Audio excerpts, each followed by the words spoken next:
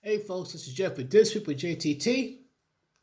Shout out to Ghostface Panda 333. I repeat, Ghostface Panda 333. This is like number 7. This is called Puffy's Flavor Camp. Lovely. Must be Jeffrey Epstein's expired or Dan Schneider's expired. Tupac walks into a trap. The Rise of Diddy, Part 7. Let's check it out, and I'll give my commentary afterwards. So a teenage Usher Raymond has just been sent to New York City to live with Diddy for a year so he can attend something called Puffy's Flavor Camp. On its surface, Puffy's Flavor Camp is kind of a mentor program where young, inexperienced, or struggling artists can go to live with Diddy for a while so he can help better develop them as artists. And while that does appear to be one aspect of what's going on, allegedly there's a whole lot more going on than just that. Called Puffy Flavor Camp. There you go. To learn Flavor Camp. Yeah, that's what it was called. I was curious. I got a chance to see some things. Yeah, but you were 13. What were you I seeing? went there to see the lifestyle. Right. And I saw it. You're a dad now. Would you ever send your kid to Puffy Camp? Hell no. The most There's your clue. There's your clue. And that's from Usher. One of Diddy's let's say, students for underneath Diddy's learning tree. Yeah. most notable attendees of Puffy's Flavor Camp just happened to be Justin Bieber and Usher Raymond, who both lived with Diddy for a period of time when they were teenagers. There's also been people who have come forward during the times that people were attending Puffy's Flavor Camp and said that they witnessed these young artists in precarious situations. Associates of Kim Porter say that she had videotapes of these situations, which potentially played a role in her untimely death. And apparently when Usher returned home from his time at Puffy's Flavor Camp, he was a completely different person. Every single parent of every single kid who went to Puffy Flavor Camp 100% failed to protect their children. Now, Diddy was responsible for producing Usher's first album while he was at Puffy Flavor Camp, and the two would go to Los Angeles to film a music video. And that's where Diddy would meet and befriend Los Angeles gangster Keefe D. Remember that name, Keefe D. Remember that name, Keefe D. You see why.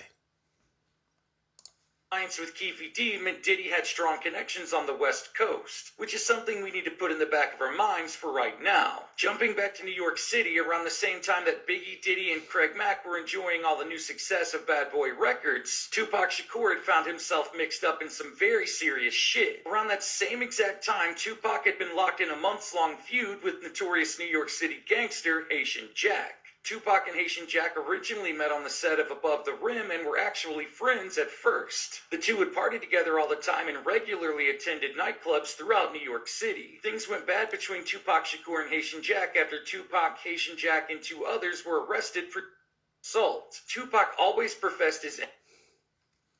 Come on. Lost the connection. Shocker.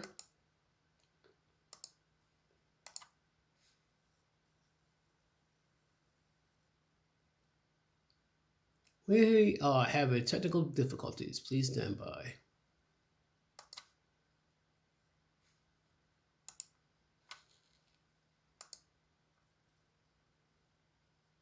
Of course.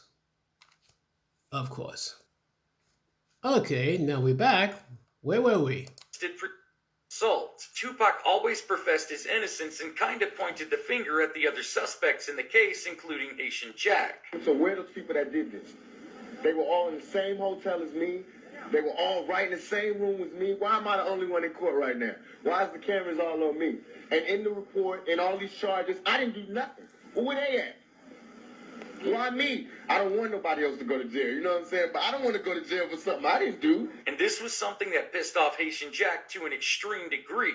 Haitian Jack was to killers what Diddy was to predators. He was quite literally surrounded by them. Just like 50 Cent, Tupac was about to learn a terrible lesson the hard way. When you piss off a killer, the consequences are deadly. Now, one of Haitian Jack's associates was somebody who was friends with Diddy, a man named Jimmy Henchman. And at the time, Jimmy Henchman had been using Pac to record features for some of his artists. And at some point, Biggie must have overheard something from Diddy, Jimmy Henchman, and Haitian Jack because he would warn Tupac to stay the hell away from from Jimmy Henchman. Biggie told Tupac, if he pages you, ignore it. If he calls, don't answer. And if he tells you to be somewhere at a certain time, do not go. But at the time, Tupac was in a very precarious situation financially. He needed as much money as possible for his legal defense so he wouldn't go to prison for his assault case, which meant Tupac would pretty much take every opportunity he could when he was offered a feature. Then one day, Jimmy Henchman repeatedly paged Tupac. Tupac would call him back, and Jimmy Henchman told him he would give him $7,000 to do a feature for one of his artists, but Tupac had to do it at Quad Studios. Completely ignoring the warning from his close friend, the notorious B.I.G., Tupac agreed to go to Quad Studios to record a verse for one of Jimmy Henchman's artists, which brings us to the night of November 30th, 1994.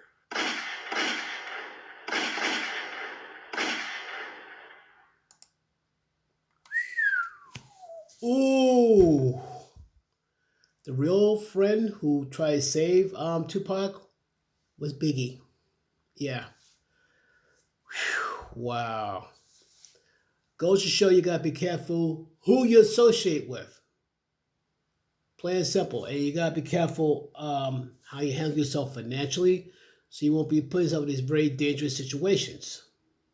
But beginning though, yeah, talk about Puffy's Flavor Camp. First Team People, Usher, Justin Bieber, and Lord knows how many other people that Diddy got his hooks into. And Kim Porter, I believe, if I heard correctly, basically I think maybe got some pictures, maybe some videos of Diddy doing some inappropriate things to these young people. Hence why she's no longer amongst us now. Which goes to Tupac. He, like I said, made some bad decisions, be around the wrong people, and now, if I heard correctly though, he almost bought it right then and there. But other than that though, that was very, very deep, very scary. But what are your thoughts on this, folks? Let me know in the comments down below. Share, like, subscribe. Peace.